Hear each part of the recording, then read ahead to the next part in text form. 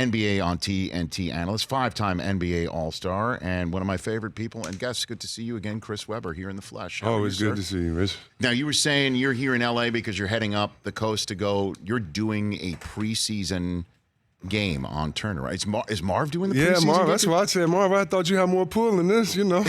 You're the voice of the NBA. He's like, no, Chris, we have to go. Yes. The arena's going to be so beautiful.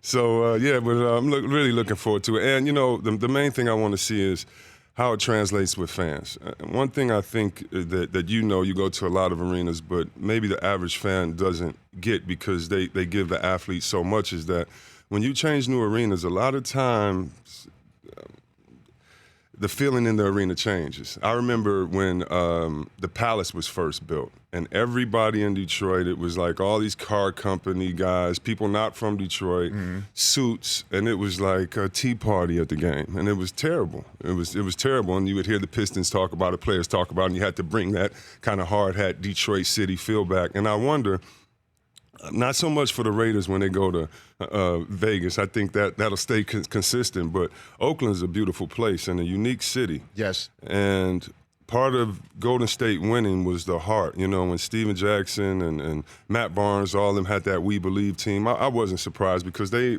first of all, those are good guys, but they also take on the temperament of the city, and that's a cool city. And so I hope that it doesn't get, you know, sushi eaters and be quiet and just clap like that, at the game. But it does happen, you know, sometimes. No, I know. I remember growing up in New York watching the Knicks and Hubie Brown and Bernard King, who was my favorite. Yeah, I love Bernard. Going to the playoffs, taking on Isaiah and the Pistons and Kelly Tripucka in the Joe Louis Arena. And it was like it was a total gym where I felt like the Knicks had no shot to win. Yeah. And then the Palace of Auburn Hills opened up. Yeah. So I'm wondering if you're saying that it became a little bit softer. Did the Pistons make up for it themselves by sending Lambeer and McCourn on the floor? Yeah, exactly. It was like we have the Palace, but bad boys in the Palace. I wondered if they made up for it in that regard. Yeah, I'm sure a couple fights here and there. So the Lakers are playing in this game. Yeah, the Lakers Warriors. are playing. They were going to be pretty good this year. Well, okay. So now let me get to that before we get to some other things going on with you. Last year you came here and you're like, Lakers aren't a playoff team. And the whole world killed me. That is correct. Except the people that went to Vegas. That's based on that. Right. And I think Charles might have been with you in that regard too, because he was concerned about LeBron getting on all these flights on in the Western Conference that he didn't have to do in the Eastern Conference. Okay. But you were definitely the leader of that charge. What about this year? What do you think? I know it might be a little too early, but what do you think? First blush? Well, anytime you got LeBron, I love that. You're ahead of the game, and so he and Anthony Davis, I think, is going to be. I think it's going to be something special. I still think Dwight Howard is probably the most disrespected player of our generation, and maybe he's earned some of that, but averaging a double-double, what he's done, guys are getting $100 million contracts for that now based on potential. I love their bench. I love the guys they have coming off the bench. I still think they need some deadly knockdown shooters. Yeah, that was your issue with them last year, that they didn't have If you play with LeBron, all you got to do is just be ready to shoot. That's why I think that Westbrook, to change subjects, go for it. He's going to have a heck of a career. If I was Westbrook, I'd say I'm not going to average any points. I'm going to average 30 assists. I'm not going to shoot it. All y'all been crying about me shooting it. You hate me. You hate my best friend, Harden. Both of y'all are going to hate us now because we're going to win. That's an exciting storyline for me to follow as well all year. Of course, the Lakers, the Clippers, and come on, man, I think Houston has something to prove, and they have a chip on their shoulder from D'Antoni to Harden, who I think is right about the narratives of MVPs and things, and maybe we gift MVPs before the season starts. That I've never been this excited about a basketball season if I didn't play, never in my career. And so it's some good things going on in the NBA right now. What about c-webb, the I guess trio that nobody really talks about, because we are focused on the teams that you mentioned. You got Utah, you got Denver, you got Portland. You got Damian Lillard, who knew that when he was waving bye-bye to Paul George, he was waving bye-bye to the Paul George, Russell Westbrook era with that. He was waving bye-bye to OKC's history. Basically, we waved goodbye to all of that when he mailed that from half court pretty much. Yeah, no, what do you think of those three? Which ones do you think have a shot there? I think all of them are in. I think San Antonio is in. I think we're all sleeping on San Antonio because one of their best players was hurt. So I think there's 7 teams in the playoffs right now, and everybody else is fighting for the 8th spot. What about the idea of a sleeper team being the Golden State Warriors? Chris Webber. I love seeing Steph in this position because Steph is a fighter, and we forget because he has the baby face. We forget how cold-blooded he is, and I love seeing him with his back against the wall because he's going to have some of his best basketball ever. But, he's going to, when he's proving everybody's wrong, he's talking about me too because, no Clay, no Splash Brothers. I don't see how you could do it. And one thing I do understand is that when teams are vulnerable, it's payback time. And all those other teams, those younger teams, I mean, they're going to build their season off of getting, trying to get that one win on a cold Tuesday night in January when they're coming off a back-to-back. So every game is going to mean so much for their opponent. It's going to be interesting to see how Golden State handles the other side of the coin. And before we move on, what about the East? I mean, we've hardly even said a word. We haven't said a word about the East. I'm excited to see Kemba in Boston. Okay. I don't know why, because he's been kind of an underrated player. We think only he can score and things like that. I wonder how he fits in. I want to see Brad Stevens step up with his communication. But I heard that Embiid lost 15 pounds. If he did that, that's going to be scary. Philly looks really good. And, what is Toronto going to do? I heard they're saying that they're going to defend their title. That's good stuff to say. But you need to see it before you believe the words it. of Mike Tyson, everybody has a plan. Okay. What about Atlanta? Are we sleeping on the Hawks? What do you think? There's a lot of people. There's a bandwagon that seems to be filling up quite a bit with the Hawks. There's always a bandwagon for the Hawks. But that's about it? But we'll leave it there? Yeah, we'll leave it there. I love Trey. I love him, and I think he's proved a lot of people wrong. I love the excitement of the arena. I love management. Shout out to Grant Hill.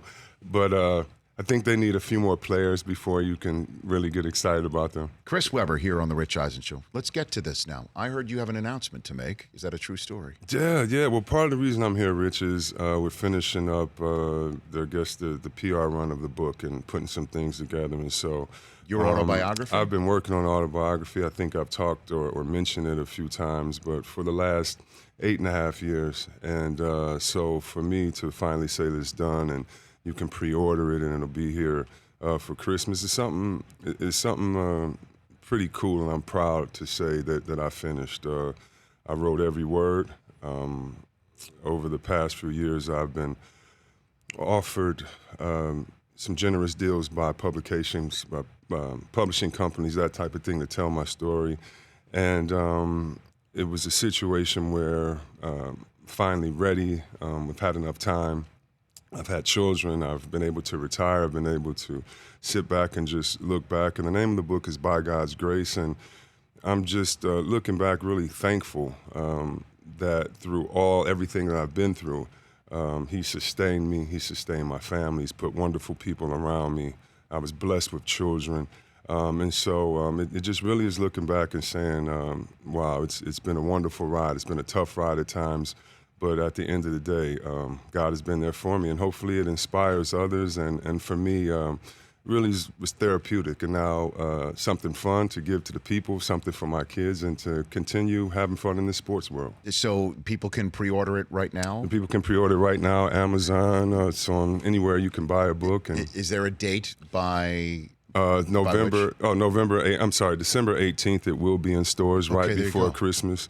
But you can pre-order it right now, and we'll be spreading the good gospel of the book for the next 2.5 months. But again, very excited. It's much more than basketball, but I do get into basketball, and I do talk about everything, from going to Michigan, being recruited by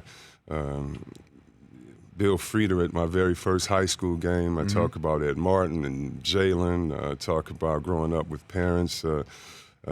One was a teacher, my father a mechanic, worked in the auto industry over 30 years. And so this year we celebrated my parents' 48th wedding anniversary. And just being there with all the love, the kids, the family, old AAU coaches, family. It was just, our family celebrates all the time with friends. And that's what this book is. It's a book definitely one of celebration. It's one of being grateful, one of thanking the people that were there for me, and then just looking back and saying, wow, I had a blast, and hopefully this inspires some people that in the midst of their journey that are going through some tough things to kind of focus, get right, and to know better times are ahead. Chris Webber here on The Rich Eisen Show. When you say therapeutic, what was the most therapeutic for you here, Chris?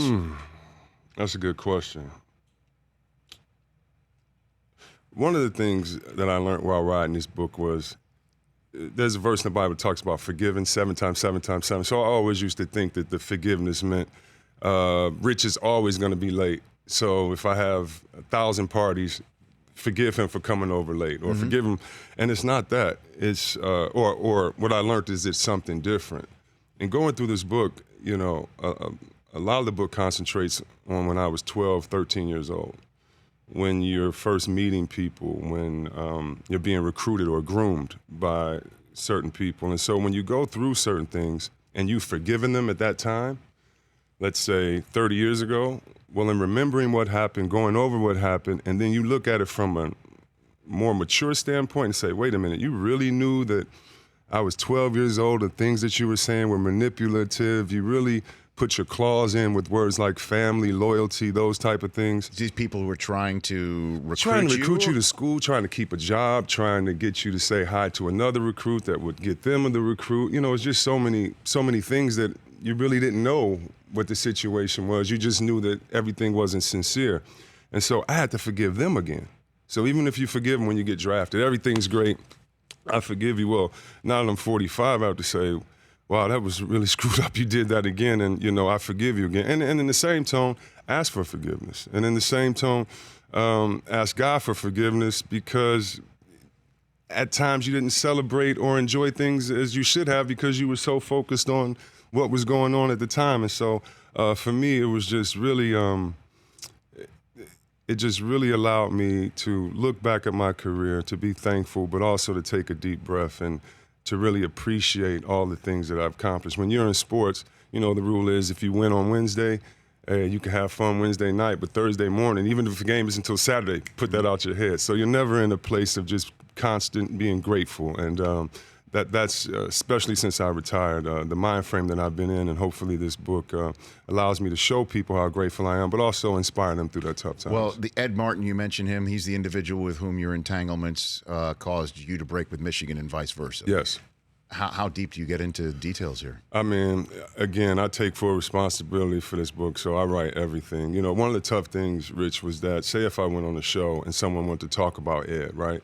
We would get 4 or 5 minutes or whatever, good time for TV, but it's so much deeper, and you have to explain and go here and there that you really could never have a conversation. It would end up being a sound bite that I didn't think was fair to me, or someone didn't think was fair to them. And so I have the full-on conversations from the day that I met him to the day he passed away, to going to court, to being accused of things. I don't want to give everything away, sure. But to being accused of taking money to go to Michigan. I didn't take money to go to Michigan. It never was the case. And we'll see through reporting in the book how things go and how maybe things could have been said if people would have done a little more research or just didn't jump on the bandwagon, those type of things. And so very proud of it. It's definitely the toughest thing that I've ever done, and I'm proud of it, and I probably will never read or write another word again in my life. I'm telling you, it's an incredible endeavor to do something like this. And when it comes out, are you and Jalen going to be cool, or what do we have on that front? You mentioned his name as well. I mean, I don't know. I don't know. I don't know. I don't really come from the school of talking and bashing and putting out. And I don't know when what gave him the heart to do all that, to become that person. I'm sure, Jawan's at Michigan now, which is wonderful. So I'm sure that will be a catalyst to hopefully bring everybody back together at the right time. But as far as Michigan goes, right now, I think it's time for Jawan to establish his territory. It's about him, so it's about him putting down his rules, setting the culture, and none of us should get in the way of that, whether through being nostalgic or trying to go back and get glory, people patting us on the back, Chris Webber here on The Rich Eisen Show. You're a perfect guest to ask this question to. Here in the state of California, the governor, Gavin Newsom, just signed into law a bill that allows collegiate athletes to hire an agent to make money off of their name, likeness, and image. Off their name? And likeness. What a novel idea. And image. Wait, the NCAA doesn't own their name? You know what? In the state of California, it's a totally different game, and I'm wondering what your thoughts are. I already can gather them right now, Chris. So there was a part in the book I talk about where Mitch Albom came to the University of Michigan. It's a famous story, even though I took $5 million to go to Michigan. Or I guess that's what some would say. So I'm at the University of Michigan. It's my freshman year. I'm with a friend, and it's after practice, and this is when you would give any reporter that want to talk the time of day. And we were just at practice and walked past the Subway, and very honestly, I don't have enough money to get a sandwich. It is what it is. It's college. That's part of the good things about college, too, because hopefully it's the last time you have to go through things like that. You're a kid. It's fun. And as soon as we walk past it, I see the Michigan store. Back then, Champion hoodies, all this stuff was what you wanted. And I remember, and I think he says this in his article, but I remember going to him, it's funny, I'm sitting here hungry, you're a witness, and look in that window, and there was 2 people with my jersey. I'll never forget that. That's why during this whole time, 10 years, people say, oh, you took money or you did this. I laugh because my mind goes back to that story thinking, I should have taken money. I should have had a contract. Should have gotten paid. It was the highest enrollment at the University of Michigan at the time. It was the fact that we knew we were different. We knew we were setting the stage. And that doesn't go with ego like, oh, you're the best. Because listen, college kids, you still got to go on the next level. It's also fact, too, Chris. It is. I mean, when we put on black socks, what they wore. And the great thing about it, Richie, we didn't know how big we were. So anybody says that in hindsight, they're lying. We didn't know we were big. Maybe some girls liked us and dudes were like, hey, way to go. But we didn't know we were that big. But seeing them hold my 2 jerseys in there and then realizing that, my brothers at home, don't have Michigan gear, those type of things hurt. And so when you're an athlete and you talk about family, this and that, and you can't give 10 shirts away to your family that's cheering for you back at home. And it's very interesting. I'm very proud of California, but they've always been ahead of the curve in some of those ways. It's going to be interesting to see what happens. But I think next what college needs to do is what about the kids that don't have the name, but that gives you their body. Like I have friends that are still hurt or that still deal with problems from college. And they're 45 years old, and maybe they don't have the health care to take care of something from a torn ACL or something like that. What is the value of education now versus, let me sign this contract and see what I can get on my own. So, whether it's a local kid signing autographs at the local car dealership for $200 for an hour, or whether it's him getting, a video game, I think that, there's a lot of room left to fill out and to make sure everybody's protected. Well, the Big Ten commissioner, outgoing Jim Delaney, is saying that once you get past the cost of college in the pocket of a student athlete, then that's where things get thrown off kilter. Once you what? Get past the fact that if the money is past the amount of money that you're getting, what your scholarship is worth, then that's an issue. And that's just the latest of the sky is falling from those in power. Do you think that the fact that an athlete would be able to make that sort of cash would throw off a balance of power competitively in college sports? Because they're amateur athletes, right? Let me ask you this. This is where you get in trouble. Let's just say Little League Baseball, right? Little League Baseball. Mm-hmm. Have you seen the contract they signed with TV? Yes. Do the kids get that, or are they amateurs? But they're paid to play on TV, but they don't get money. The horse left the barn a long time ago, and so when they put together this whole council last year of people that never played sports, that were never recruited, that never had a coach in their home go, "Yes, son, I'm gonna do that." I knew that it was fugazi. How can you do that without people that were there, without people that know the games? It's all, you just want to make it look good. But the American fan is not stupid anymore. And they had never been stupid. But the narrative has changed. Everybody is saying, listen, pay me fairly for what I deserve or for what I work for. And we're going to have a whole nother discussion about what's the value of education, what's the value of opportunity, what's the value of coming out in debt and college loans. It's a whole big discussion. Chris, I hear you. I mean, LeBron was asked just this week, why is it so personal to you? And he's like, look, if I'd gone to Ohio State and the arena would have been sold out. My jersey would have been the number one seller. I mean, he went on and on and on, and he did not say one thing that was untrue. I mean, it was all, and he would have gotten $0.0. Did he play with the Fab Five? Because that's what happened. And he's very honest, and we were blessed and lucky to be in our situation. So that was just by God's grace. But sure. You look at, LeBron, you look at Zion last year. I mean, those are two examples of who we were at that time in real time. Without social media, and without social media at that time, to be that big, you were almost larger than the largest on social media because your rumors, had that much more influence and power. LeBron is 100% right. I mean, we have to put it back into the hands of the individuals who have their last names on the jersey. So I definitely agree with LeBron, but I do think that there is an answer. I do think there is a way, but it has to be an honest conversation, and I think that those empowering the NCAA that are making money are so scared of the honest conversation because they don't know what they're going to lose by having an honest conversation. But nothing will happen. No narrative will change. Nothing will happen until we have those conversations. Chris Webber, love our conversations all the time. By God's grace, you can pre-order it right now where all books are sold. Oh, yes. And then December 18th, week before Christmas. Yes. By the way, nice photograph right there. You right there. Thank you very much. Looking suited and booted right there. Yeah. I like it. Younger picture. I didn't have to put any... So I was going to, you know what I was going to say? Put any black over the grays in my hair. That looked like somebody before they had twins who are now 2 years old. Yeah. That looked somebody who got a night's sleep is what that photograph looks like to me. Exactly. And then, lastly, I do start the book off with trust in the reader because the biggest struggle of my life was having children. It wasn't, I talk about the time out, I talk about the highest of the highs and the devastating lows that I've had in my life.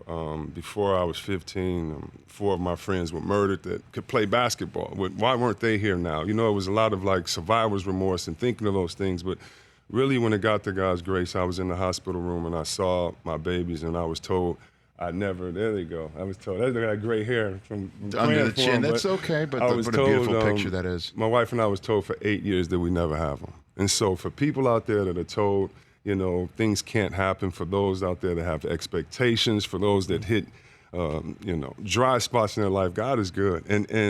And what I would say to those that say, well, Chris, it's not about a religious experience, I would say that for me it is. And I would say for others, the grace of God means look who's around you. Look at the parents that are around you. Look at your coaches. Look at your teachers. Who's cultivating you? Those are your angels. You don't have to put it in a religious context, but we do not make ourselves. We do not get here this successful. You're good, but you're really good at what you do, but you didn't do this by yourself. You got all these great people in here. You had your parents. You went to Michigan. You worked your butt off. What about the professor that inspires you? If I got deep into your story to be able to say that, and I just hope people take a little bit of time and hug that village.